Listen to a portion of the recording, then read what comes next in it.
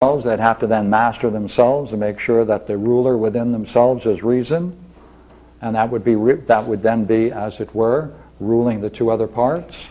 And wouldn't therefore the idea of preserving through pleasure, pain, and desire and fear, what we call bravery, wouldn't that be essential to them both? If they're both going therefore through the same process, even though it appears from the external view, from our perceptions, that they're different, in terms of the mind they become a oneness, would they not? Each. And therefore, as Socrates can say, so our soldier and philosophy is one.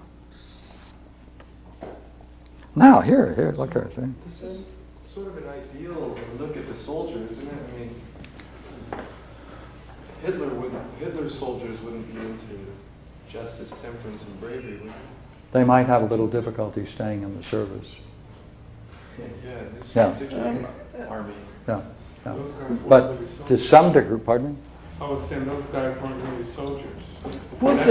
That's the soldier. This is a soldier. Right. Some people might argue that they were people in uniform, but they weren't functioning in the sense of the art of military science. I was going to bring up a prostitute and a mass murderer, and saying that a prostitute and a mass murderer, if they were to do their jobs correctly, they would need the bravery and everything. They would have to make one out of themselves, so they would be identical. Prostitute, did you say? Yes, and a mass murderer. Yeah. Would you say then the mass murderer then would have in their mind this sense of bravery? Yeah. They'd look upon the world as the nature of reality as perfect and excellent.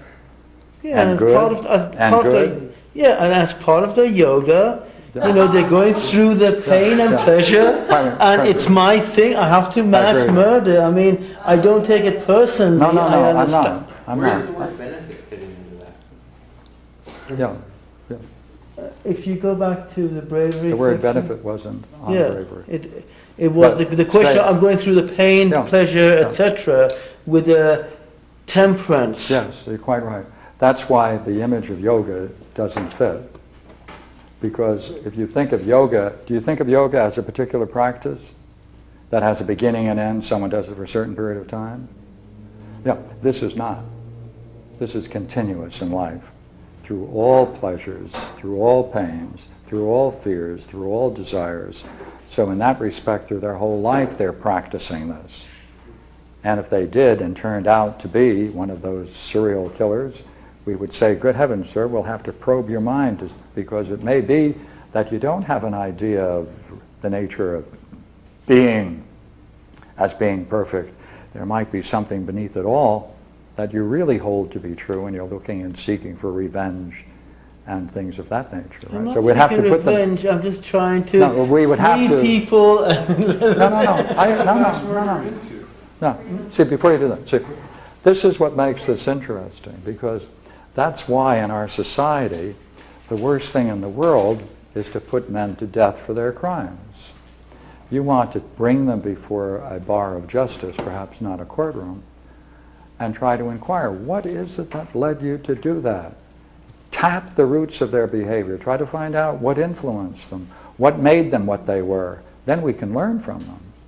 And suppose then, if we did that, we would discover that deep at the most fundamental level of their own thinking, there was, right there in the nature of their soul, a false belief about the nature of reality.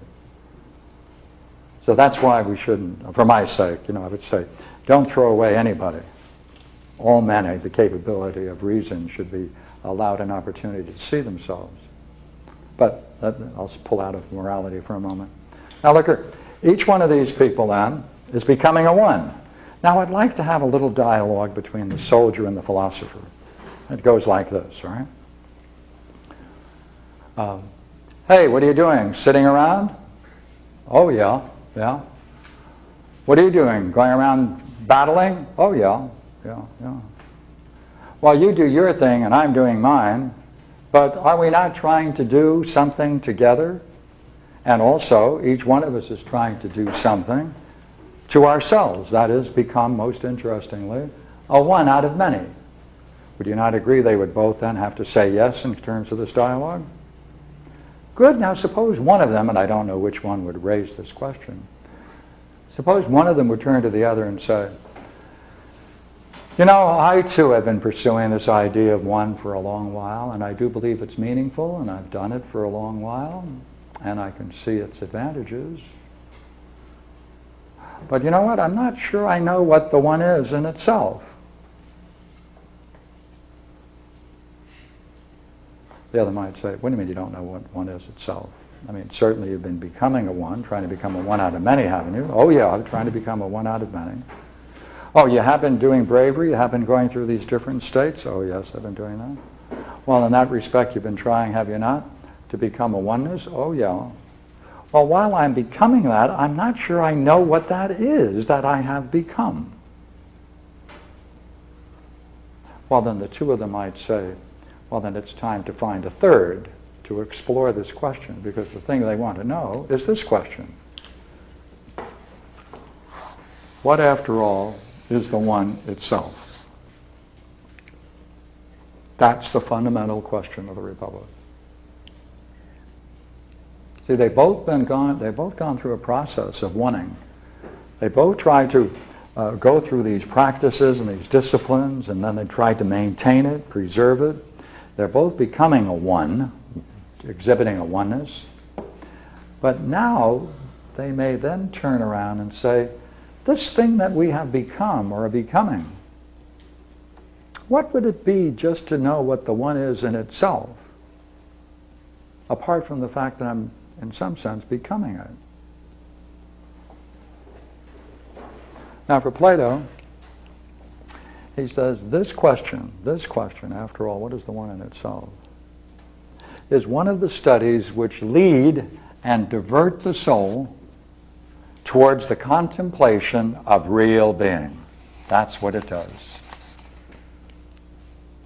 That's what it does. That's what the study of arithmetic leads to, the contemplation of real being, by asking what, after all, is the nature of the one in itself.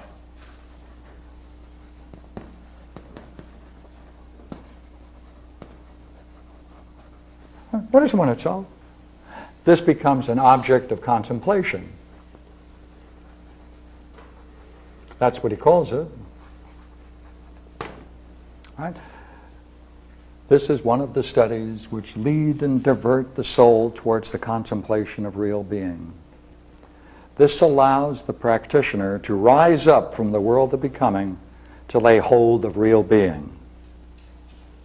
Right? Now, what does it do? It's a practice. It's practicing to make it easier, right? To make easier the change from the world of becoming to real being and truth. That's what it is. It's to make it easier to make that transition from the everyday world and our views of the world into the realm of real being and truth. That's the study of arithmetic. Now, if that's the case, what do you think geometry is going to look like? Good thing we can turn the next page.